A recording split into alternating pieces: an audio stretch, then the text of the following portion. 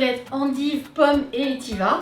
Donc l'étiva, c'est un fromage suisse au lait cru de vache. Il est réalisé en alpage, donc dans les hauteurs suisses. Il est cuit au chaudron sur un feu de bois, maximum 57 degrés, et il faut 12 mois d'affinage minimum, et chez nous c'est au moins 14. Je vous propose de découvrir ce fromage qui a une croûte et une couleur qui sont assez parfumées, et donc on a besoin de choses assez fraîches pour le relever. Alors pour réaliser la pâte à tarte de nos tartelettes, on va avoir besoin de 250 g de farine, un sachet de levure chimique, 100 g de beurre et un verre d'eau. Et ensuite pour la farce, donc ce qu'il y aura à l'intérieur, on aura 2 endives, à peu près en fonction de la grosseur, une pomme, et alors ça c'est optionnel, mais un vinaigre balsamique réduit, une réduction de balsamique, c'est pour ceux qui aiment encore plus relever les choses. Et bien sûr, donc on aura besoin de 200 g d'étiva, et pour les gourmands, vous pouvez en rajouter si vous en avez envie.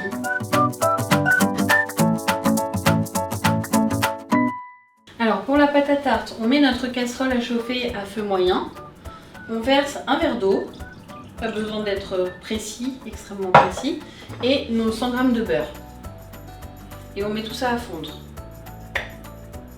Donc le beurre est fondu, on éteint sous la casserole et on va verser un sachet de levure. Ça permet à la pâte d'être plutôt croquante, croustillante. On rajoute toute la farine.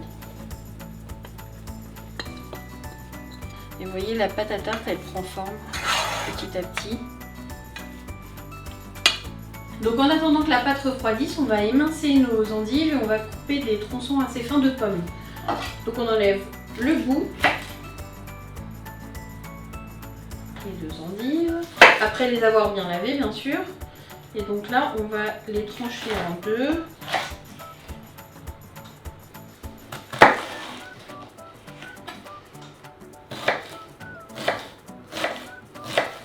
J'ai vu un petit peu large, ça permet d'être généreux dans les tartelettes et de bien balancer avec le goût du fromage. On passe à la pomme, donc vous la lavez bien avant, on peut la couper en 2, c'est mieux, plus facile, et on fait des tronçons assez fins. Donc on coupe la pomme en des tronçons assez fins, vous laissez la peau, ça fait une jolie note de couleur dans la petite tartelette.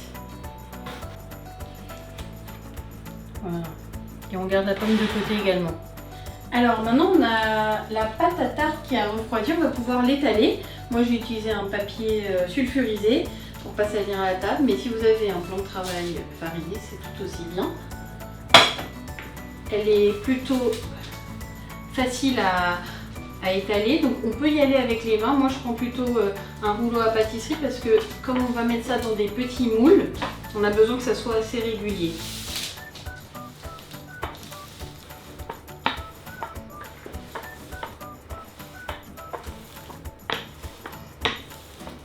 Voilà.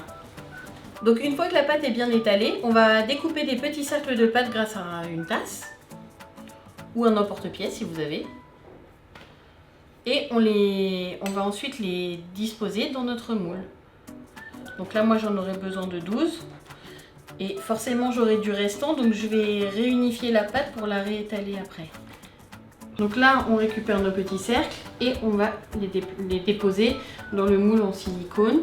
Là, c'est du silicone, donc il n'y a pas besoin de beurrer fariné. Mais si, évidemment, c'est une autre matière, vous pouvez bien graisser, histoire que ça ne colle pas au moule.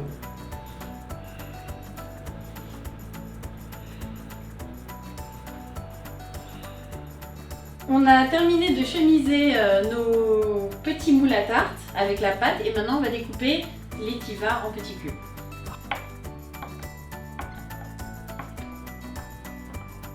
Il ne reste plus qu'à garnir nos tartelettes en commençant par les endives qu'on a émincées tout à l'heure.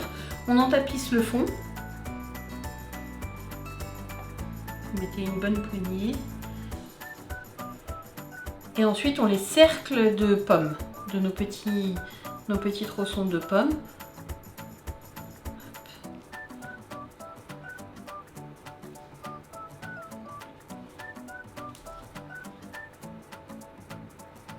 On ajoute un petit cube de beurre au centre avant de passer au fromage. On finit par l'étiva, le meilleur pour la fin. Donc là, vous pouvez être plutôt généreux. Il faut savoir que c'est un fromage qui est fabriqué entre mai et octobre.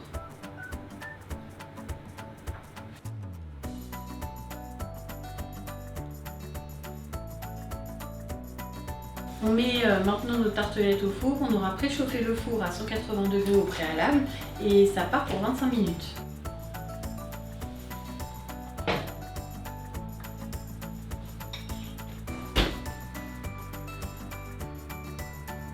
« 25 minutes et nos tartelettes sont prêtes. On les sort du four.